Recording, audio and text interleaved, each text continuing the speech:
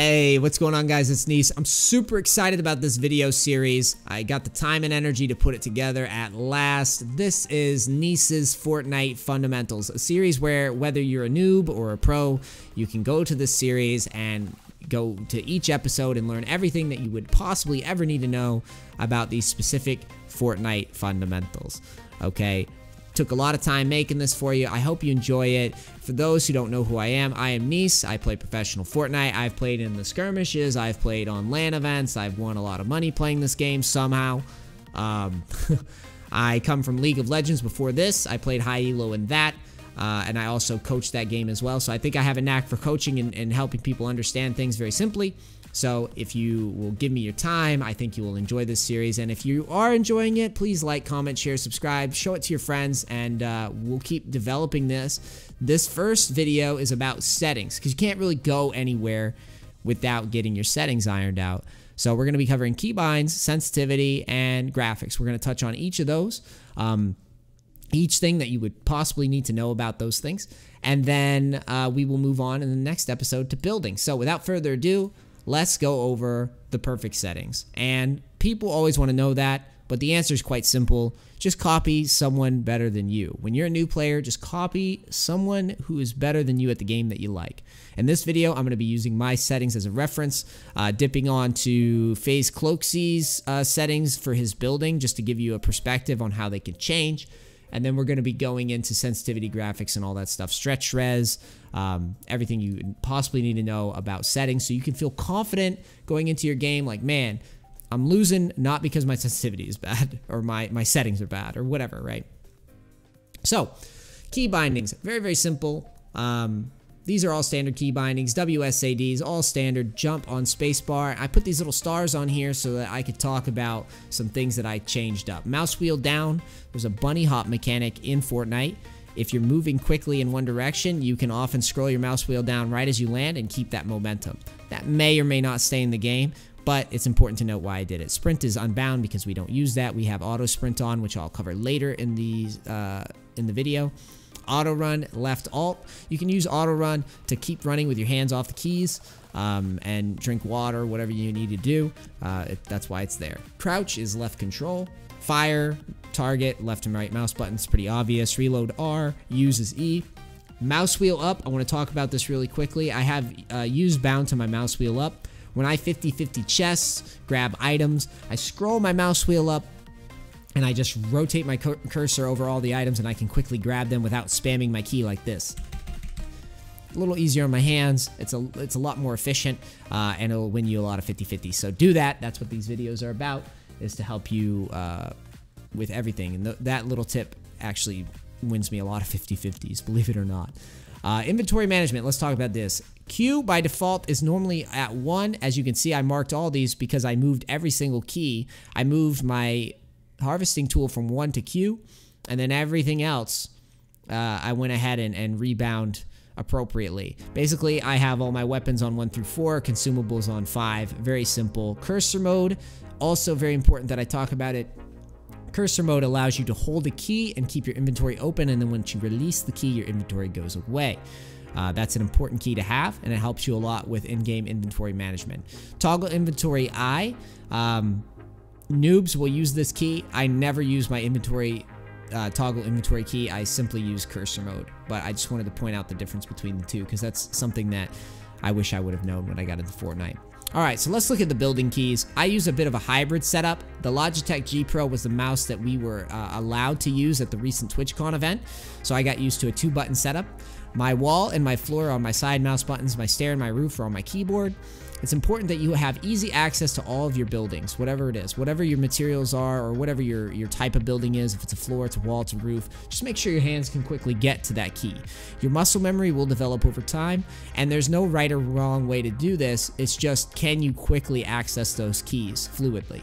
All right, and just for comparison, I'm going to throw up FaZe Cloakzy's settings or his keybinds on his building so you can see he does some things a little bit different from me. He has his binds hybrid just like I do, but his keys and his buttons are in all different places, literally. And his edit is actually G. And his repair, I didn't put it on the image correctly, but his repair is actually F. So that's what I'm saying when there's different pros. Cloakzy's a great player, and in my opinion, a lot better than me, and he does little different things than I do. So just copy whoever you like, and don't overthink it too much. Just set settings similar to someone you like and start emulating them, and then you'll see that muscle memory develop in no time, okay? Little bonus keybinds real quick. Sprint by default should be on. Toggle sprint should be off. There's no reason to ever walk in Fortnite. Auto material change should be on. Turbo build should be on. The materials, you should never get hung up because your materials don't change. Turbo building makes it easier for you to defend against shots, so you should just leave that on, because all you got to do is press your building key and then hold the left mouse button. It's a broken mechanic, but we should take advantage of it because it's there. Auto pick up weapons, that should be on because it allows you to win 50-50s easily. Some people would debate against me on that, but that's okay. I just personally think it's essential for those early game fights. Auto sort consumables to the right, also believe that it is essential. It basically moves your bandages, your shields, anything to the right side of your toolbar so that your weapons stay towards the front and then your consumables stay towards the right. Okay, just a good little rule of thumb to follow, and it's easier for your eyes to judge like what you have and don't have. Okay, so let's talk about sensitivity.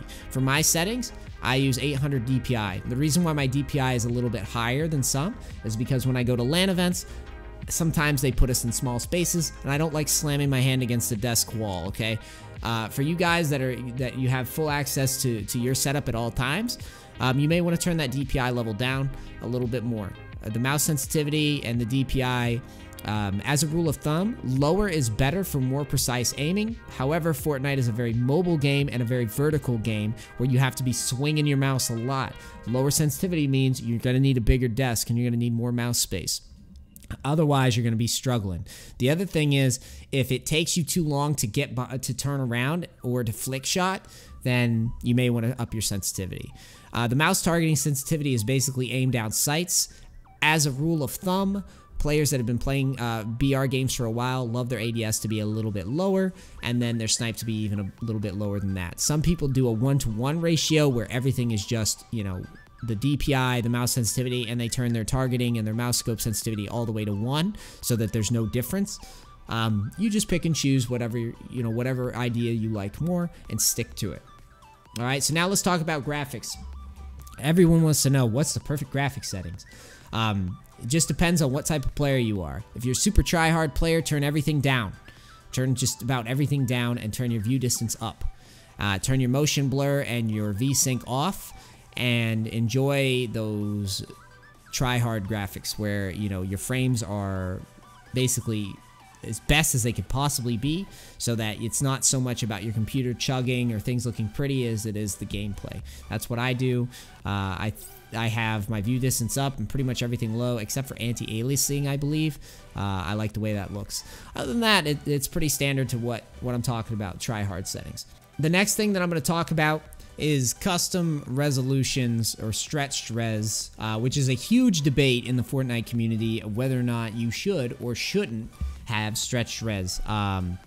Basically, I'm going to summarize it for you like this. If you're a noob just trying to get decent at the game, don't bother with the stretch res, okay? But if you're somebody who really gives a damn about getting as good as they can, maybe you're an amateur trying to be a pro, or, you know, maybe you're a pro player that's still not sold on it, I'm going to frame it for you like this. It is absolutely an advantage from the normal resolution, and I believe that if you take your game seriously, you should probably do it. And the reason why is because it's going to give you a more stable frame rate in the late game, and it's going to give you a more stable frame rate in build battles, and it's also simply a better field of vision for a game that's largely vertical, okay? But seriously, if it's, you know, if it's too try hard for you, just ignore this part. But I use it, and the way you do it is you open up this document. You're just going to follow this path, and you're going to change the settings like you see. You can see that my editor is trying to do 90s or something. He's struggling with that. But anyways, all you got to do is open up this text document, and you got to make sure to go and change the settings here. Save that document, and then right click, go to properties, and make sure that that is a read-only document. It needs to be a read-only document so that the Fortnite client doesn't change it, okay? And these are the different resolution settings that you need to change. We've marked it out for you here. If you want to be like me and do a 1440 by 1080, you can do it this way. If you want to be like Cloaksy, for example, who does resolution this way, go ahead and do 1680 by 1050. And if I'm not mistaken, I think Nate Hill, who's also an awesome player, I don't even think he does stretch res at all. So just, you know, do whatever makes the most sense to you, okay? And for the guys who are wondering, yes, you do have to set up a custom res on your desktop. That's kind of outside the scope of this video. There's different graphics cards and there's different ways to go about setting up a custom resolution depending on what graphics card you have. So for now, this is where my information stops. You may have to go to YouTube and do a little bit more hunting for that information. All right, and yeah, that is literally everything that you need to know about settings to give yourself a fighting chance in Fortnite, okay? On the next video, we are going to cover basic building, okay? So before we even leave the bus to fight, we're gonna go into Playground. We're gonna cover everything that a player needs to know fundamentally about building so that they don't just get absolutely destroyed when they get into a game of Fortnite. Or at least if they get destroyed, it isn't because they don't know what the building does or why they need to do it. Okay, so make sure to like, comment, share, subscribe, all that stuff. Let me know in the comments what you guys think.